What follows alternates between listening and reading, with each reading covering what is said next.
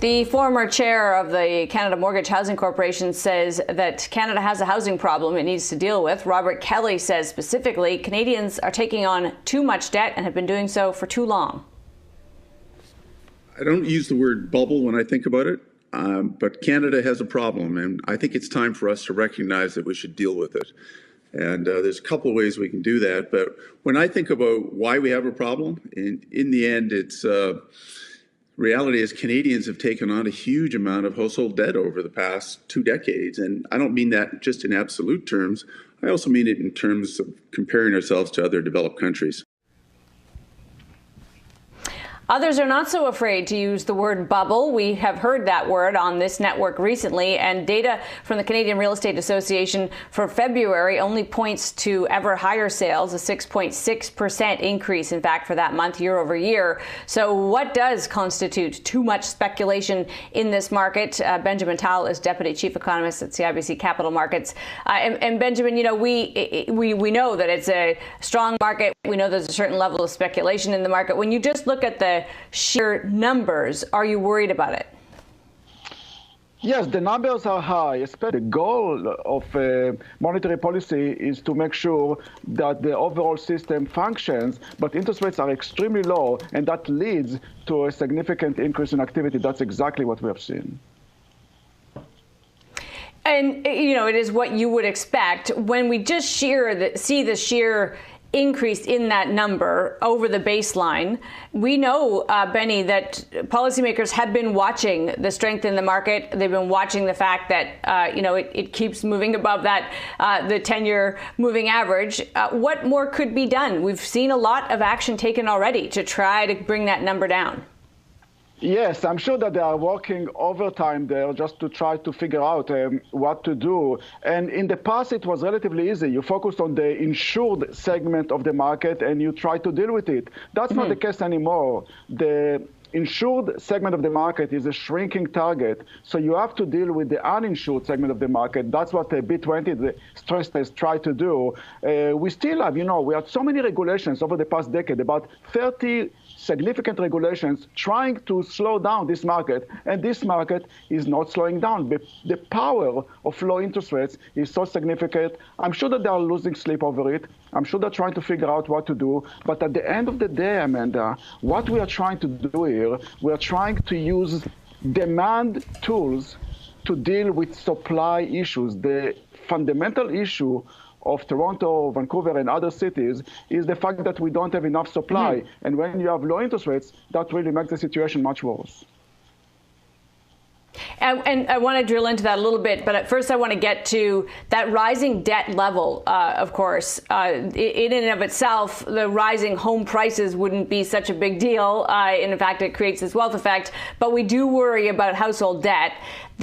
For the number of mortgages that we have, the value of those mortgages has really soared, as you pointed out. And I want to throw in the bar chart that shows it. So it's not just new people entering the market. It's that the mortgages are getting bigger in value. Why is that of an additional concern here? Yes, that's exactly the story. The balances are rising much faster than the number of mortgages, which means that the average size of mortgage is rising. And that makes sense, given the fact that prices are rising by 20%. But it also means that you have a situation in which the vulnerability of those borrowers is rising. There is no question about it. We cannot deny the fact that the prices are overshooting and there is increased vulnerability in the system. Now, we have all kinds of things happening to try to prevent the damage. We have B20. We have to remember, if you take a mortgage today, Amanda, you have to be qualified at 4.79%. This is a significant gap between what you pay and what you are qualified at. So there is a little bit of a defense here, but clearly there is increased vulnerability. And by the way, we are not the only ones. You look at New Zealand, and what they did just last month is something unbelievable. They basically suggested that part of the objectives of the central bank over there is housing stability. We have never seen anything like that. That's the same New Zealand that was the first to introduce inflation targeting in the 1980s. So they are basically moving very fast. Clearly a reflection of how concerned they are about what's happening there. And their market is not very different than our market. So is it too soon to know then what policy changes follow if the central bank officially makes it part of their purview? What are the kinds of things that might happen? Well, I doubt that in Canada they will go this direction anytime soon because it's in conflict with their inflation targeting. But it's very interesting that they are doing it. To me, it means that admission that housing is becoming a major macroeconomic story that we have to deal with. And that's a case in Canada as well. We have to deal with it. The question is what to do. Are you going to make a B20 stress test more difficult? That's something that we can consider, especially when interest rates are very, very low. Are you going to ask banks to make sure that maybe when they lend over a threshold, the loan-to-value ratio is actually lower? Maybe they can do that. You know, in 2016, when the housing market was very strong, OSFI sent a letter to financial institutions, basically reminding them what they should be doing. Remember, what OSFI, the regulators, are usually doing, they are recommending that banks will do A, B, and C.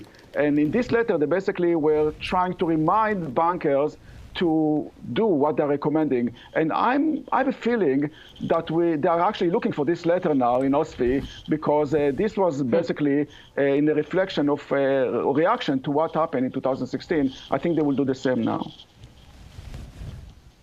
You mentioned supply. It's something we've talked an awful lot about. There's only really one way to solve that problem, and that is to build more. We know there are various reasons, and it'll differ place to place, Benny. But do you see the will there on the part of, it's really municipalities, I think, to arrange things so that more supply comes on market? You know, as Mr. Kelly said, we have no choice. We are reaching a point in which we are growing and moving too fast in the housing market. The amount of debt is relatively too strong and too high. I think that the quality of debt is not as bad as perceived, but clearly we have to do something about it. This cannot continue. Supply is the solution. And there are two elements to this solution. First, free some land in places like the GTA. That's one thing. The other, much more important, make rent as the solution. We have to create a situation, Amanda, in which you are 35 years old, you are married, you have 2 kids, and you are renting. Nothing is wrong with you. That's the direction we should be going. In order to do so, we need much more supply of purpose-built rental. That's very, very important.